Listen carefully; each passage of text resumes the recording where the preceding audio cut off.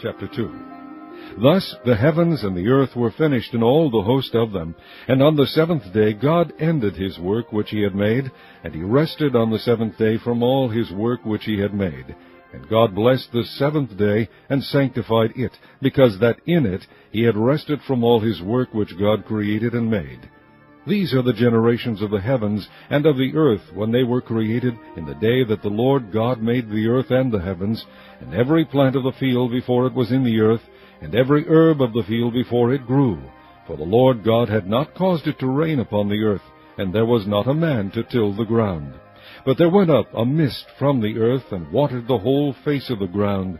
And the Lord God formed man of the dust of the ground, and breathed into his nostrils the breath of life, and man became a living soul.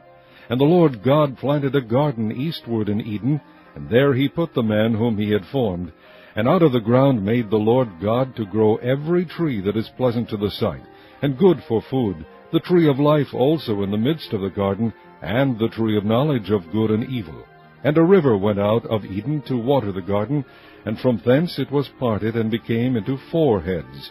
The name of the first is Pison. That is it which compasseth the whole land of Havilah, where there is gold.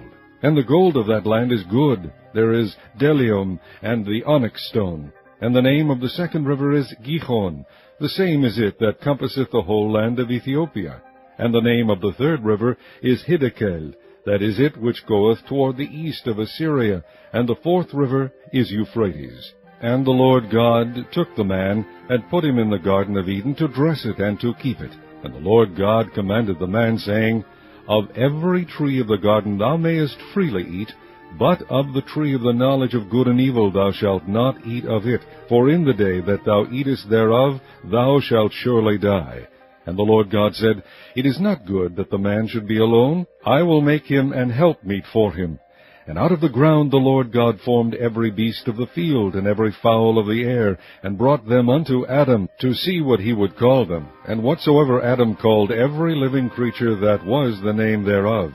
And Adam gave names to all cattle, and to the fowl of the air, and to every beast of the field. But for Adam there was not found an helpmeet for him. And the Lord God caused a deep sleep to fall upon Adam, and he slept. And he took one of his ribs, and closed up the flesh instead thereof. And the rib which the Lord God had taken from man made he a woman, and brought her unto the man. And Adam said, This is now bone of my bones, and flesh of my flesh. She shall be called woman, because she was taken out of man. Therefore shall a man leave his father and his mother, and shall cleave unto his wife, and they shall be one flesh. And they were both naked, the man and his wife, and were not ashamed.